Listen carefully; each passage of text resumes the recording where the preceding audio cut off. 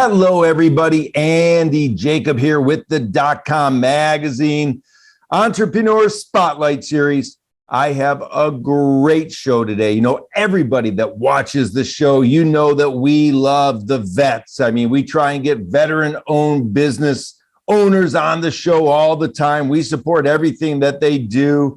I mean, when it comes to it, we live in America, and, you know, thanks to the veterans for making America the kind of place we all want to live in. It's free, and we have so many opportunities because of all the great work that's been done with the veterans throughout the years in America. So we've gone through the Rolodex today, and we've been very interested in veteran-owned businesses. And of course, we wanted to sort of find out a little bit more about the certification necessary for organizations that are veteran-owned to sort of put themselves in the position to become an authority. So we, of course, reached out to the certifying authority, Mr. Keith King, and Keith is the founder and CEO of the National Veterans Business Development Council. And wow, he does such a great job with all the vets to make sure that those companies and those vets are certified properly. Keith, welcome to the DotCom Magazine Entrepreneur Spotlight Series today. Well, thank you, Andy. I appreciate it, and I appreciate the support you've given to my fellow veterans. Well, Keith, as one entrepreneur to another, it's great to have you on the show, of course. So we have so many questions, but before we start, let's pull the lens back to 30,000 feet. Let's go airborne, if you will, and tell us what you're doing at the NVBDC and what it's all about. Well, thank you. I love your reference to airborne, but that's another story, because I'm not airborne. But anyways, the story really begins in the sense of the days back. I hate to date myself. I started my first company back in 1984. You know, I was just a baby then. But, you know, to fast forward into veteran legislation, veteran activities, friends of mine and associates of mine, well, I was going to say in 1999, but what really happened, we wrote the law in 97, and it took us a couple of years to get it passed. But in 1999, the law that created veteran-owned businesses as legal entities in the federal contracting world was passed. Now, by that time, I was running my third company. But what happened is we got the law passed, and my guys out of DC called me and said, Keith, you know, you're one of the few service-disabled veteran businesses we know. We just got all this passed. We would like you to try this federal government contracting stuff. And I tell people that they had no idea what they were asking me to do. They had no idea what that meant. I had no idea what that meant. It literally changed my company, the processes to do federal bids, federal contractings is a skill in and of itself. And over the years, I did federal contracting for 14 years, and I got pretty good at it. But part of the laws that were passed during that period of time was when you had a corporation who did contracting with the federal government, they were required to submit a subcontracting program that included women and minority-owned businesses, and then eventually veteran-owned businesses. What we also learned was that these same corporations were saying to the federal government that, one, they couldn't find any veteran-owned businesses. You know, that was a perfect setup for the old song, you know, looking for love. Well, they were looking for vets in all the wrong places because we had the vets. But what happened is that what we finally did is we started talking to the corporations. I'm in Detroit, and you know, I've got these little companies I'm sure you probably heard of called Ford and General Motors and Chrysler, right? So, you know, and I joke about GM's 2 miles down the road from me, so it was no big deal. But what we did is we asked the corporations, why are you not hiring veteran-owned businesses? And that question all of them basically said the same thing to us, which was because you're not certified. And of course, my reaction was, what are you talking about? I got every certification in the federal government that they have. What do you mean? And she says, well, you don't understand. We don't want the feds involved in certification. We don't accept what they do. And until you vets create a certification that meets our standards, we're not going to risk our name, our reputation. Why would we want to give a contract to somebody who claims to be a vet? We don't know if they are or they're not. And that struck a chord, if you will. And we said, well, okay, what does that mean? And they said, well, if you really want to learn certification, the two organizations that we work with and have worked with for all these years is the National Minority and a group called WeBank, which is a Women Business Council. And we have two of the largest groups here in Michigan. And so they sent me to them, and I joke about, the women and the minority leaders both said, they took pity on me and said, yeah, come on, we'll help you. Okay. So myself and the person who I refer to as my partner, Brigadier General Dick Miller. I'm a Vietnam veteran. I'm what's called an in-country vet, combat vet, and General Miller commanded our troops in Afghanistan. So we decided, well, okay, if we're going to do this, I shut down, I shouldn't say shut down, I put on hiatus is the language I like to use. If you ask my wife, I shut it down. But anyways, the point is this. We took basically all of 2013 now. I started knocking on doors in late 12, but to learn certification in the sense of just corporate certification standards. And we literally went out in the streets with the ladies, with the women, to do what's called an on-site visit. We were in the minority where their certification process of reviewing the documents, what all those documents meant. And we learned certification. And of course, being good military people, what we did is we started writing our standard operating procedure, or our SOP. We started, with the bylaws and creating the council, filed that as a 501c3 and got those all together. So what we were able to do in April 2014 is host what we call our beta test to present the credentials of 3 veteran businesses that we put through the certification process that we had been taught. And we presented that to a group of, there were over 14 organizations in the room, including Ford, Chrysler, General Motors, Kellogg's, the SBA, the VA, on and on and on. And the good news for us was they all said, look, you know what you're doing, build it, and we'll help you. And I'm proud to say that virtually all of those groups that were in that meeting have over the years supported us. And so once we started the process of certifying veteran-owned businesses to the corporate standard, that's really changed the market. Because, Andy, the thing about that is that once we knew the corporations were going to add veterans to their supply chain, okay, make it a part of supplier diversity, that would open a market that was valued at that time at $80 billion. Now, that's a pretty big market to kick open. And so, we've been up and running ever since, okay? Wow, I love it so much. I mean, it's so interesting. The entire purpose is to provide a credible and reliable certifying authority really for all size businesses. And that ensures that, they have valid documentation that exists as a veteran status and, of course, ownership and operational control. Let's talk about it a little bit. So I'm a veteran. I have a veteran-owned business, and we interview so many veterans on the show. We love the vets, of course, and we see them on TV, on Shark Tank, and they're doing so many interesting things. But for a veteran-owned business, and they hear about this certification, what's the first step? How do they get involved? How do they get involved with the NVBDC? How do they get that certification going? Well, thank you.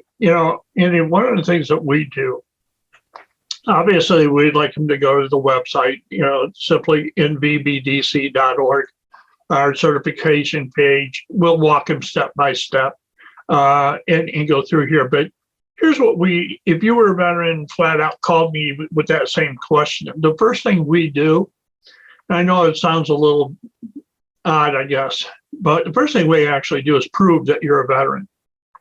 Now, that has caused a lot of, let's say, concern in the market, simply because people would have, a DD-214, which is a certificate of service. But having a 214 doesn't make you a veteran. There are very specific laws that says you must serve X amount of time, you must do this, you must do that to be considered a veteran. We also, because that document, we tell people, if you really want to know the level that we have to deal with, just simply Google blank DD-214. You would be shocked at how many, come up, and they even now have a pre-fillable on the website.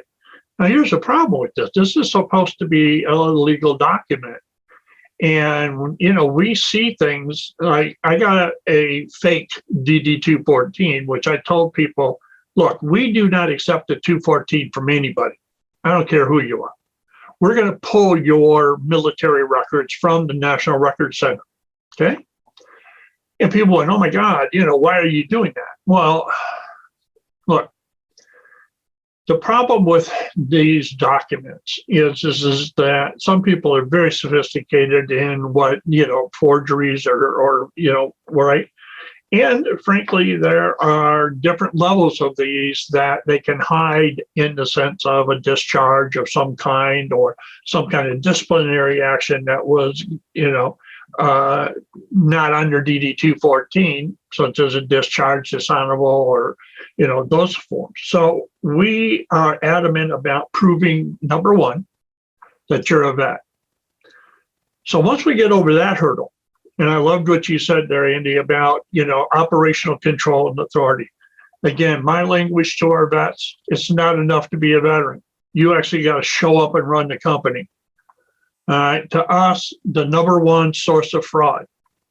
And to give you a size of this fraud, the Inspector General who did the investigation on the VA said that the amount of ineligible contracts, I love their language, right? Ineligible contracts was 500 million a year. The DOD, which was notorious to us because they accepted what's called self-certification. You didn't even have to prove you're a vet. You just want to go, hey, I'm a vet. Oh, really? Oh, okay. That was over a 2-year period, about $877 million, if I remember right. Now, there's a lot of people who, watch your show that are probably better at math than I am. But if I added 500 million and 877 million, that's a whole lot of money. All right. That's a lot of fraud, because our point is simple. If we have people who are ineligible to get these contracts, what about the real veterans? What about the real veteran business owners? The guys who are veterans and who show up and go to work every day and who basically were ripped off, if you will, or denied that opportunity by somebody who is fraudulently. I still, to this day, believe it or not, I still get these notices all the time about some guy just ripped off the government for $240 million. Thankfully, they're going to jail now. Okay. But to go back to your original question about how do you start, the other thing, reach out to my website. We also have a phone number, 888-CERTIFIED. Call that number. We will answer the phone. We will get you the right people to the right thing. Just so everybody knows, if they're a veteran-owned business. We have a whole certification team. That team has been specially trained, not only on the documents and what those documents mean, but to be able to help the veterans all the way through the process. Because you know what, Andy, let me tell you one thing here. People have said, hey, you're really asking for a lot of personal information, like their taxes. And we go, yeah. As I say, well, why are you doing that? Because our job is not just to prove you're a vet, but operational control and authority means you have authority to hire people, to fire people, to make decisions, to actually, spend the money that your company is. And how are we going to prove that? One way we're going to prove it is by looking at your documents to say, hey, how much, I tell these guys all the time, I don't care how much money you make or how much money you don't make. As a former businessman, well, I guess I shouldn't say my former, but as a small business owner, I can tell you there were days where I wasn't making any money. So I understand that issue. But the point is this: what we want to do is what we do every day. I had a conversation with General Motors this morning, just as a point of reference. If I say to General Motors, hey, if you hire one of our veterans, they are in fact veteran-owned, operated, and controlled by a real veteran. And for that, we're proud of what we do every day. Yeah, I love it so much. I mean, what you've done at NVBDC, you've become sort of the go-to certification for so many large companies, Inc. 500 companies to Fortune 100 companies, to some of the biggest companies in the world. And of course, you mentioned the total spend available from corporations, to qualifying veteran businesses is estimated to be in excess of $80 billion. And it's just going up from here. So this is really remarkable. Let's talk about this just for a minute. I know you've got a great team. Everybody talks about the team. Everybody talks about how you help the veterans and how you're really at the forefront of hiring the best of the best to work on your team as well. When you look for someone to join your team, Keith, what are you looking for? Are you looking for expertise, experience, loyalty? Are you looking for them being a veteran themselves or some combination thereof? Well, it's a combination of all, but I actually tell people I hire for heart. Where's your heart? What do you want? Who are you? What do you like? Where's your commitment to helping your fellow human being? And then secondly, and hopefully a veteran. We have, and I tell our veterans all the time, if it wasn't for the civilians who have helped us, I'm a Vietnam vet and I know what it's like not to be well received.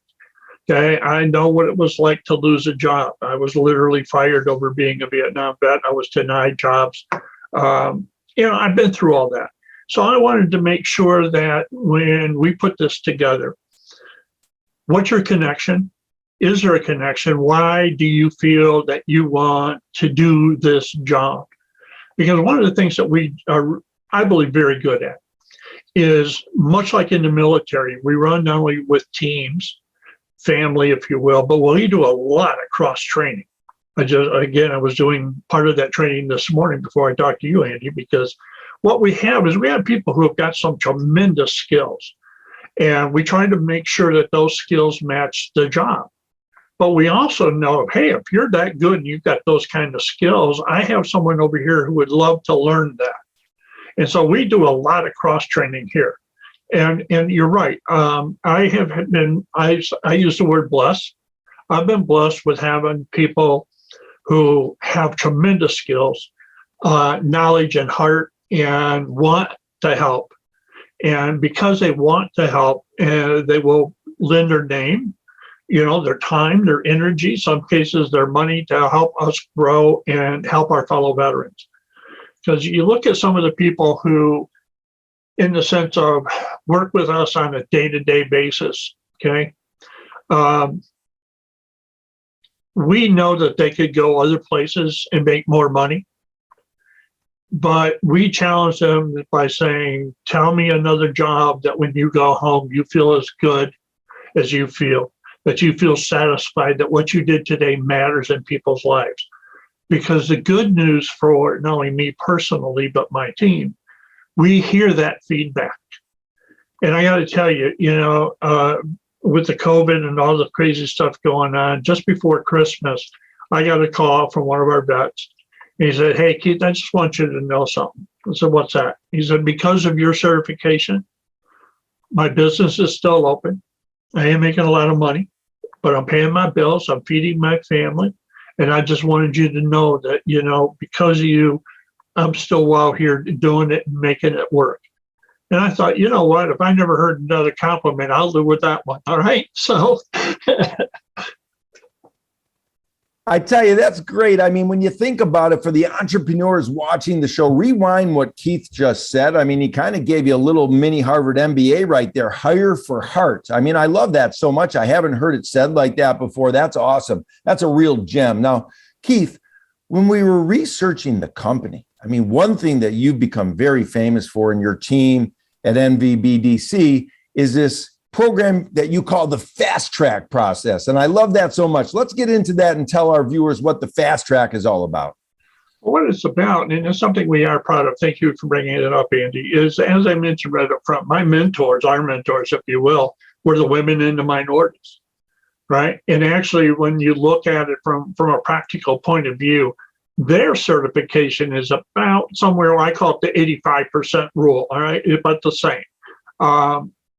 And what we did is we kind of combined the best of what we liked to both and did what I call the veteran overlay on top of it. So what happens is I now have a female veteran come to me and say, "Hey, I'm certified by WeBank." Well, I can waive most of the financial records because, one, I'm using the same records that the women are using. It's the same with the minorities. If you look at the number of African American and Hispanics that are in the military, the two of them are a little over 30-some%, and that's growing daily of the overall military, those two alone. Well, if they're already certified by, again, the national minorities, we can waive their financial records, prove that they're a veteran, and get them certified and up and running very quickly. We can do this in some cases. My certification manager likes to brag that he's done one of these in less than 7 days. And I said, "Don't ever tell that story again because somebody's going to try to hold it." I said, no, 30 to 45 days, because normally it'll take you 45 to 60 days, depending on the paperwork involved. But yeah, we can definitely move them quick, and we feel very comfortable doing that.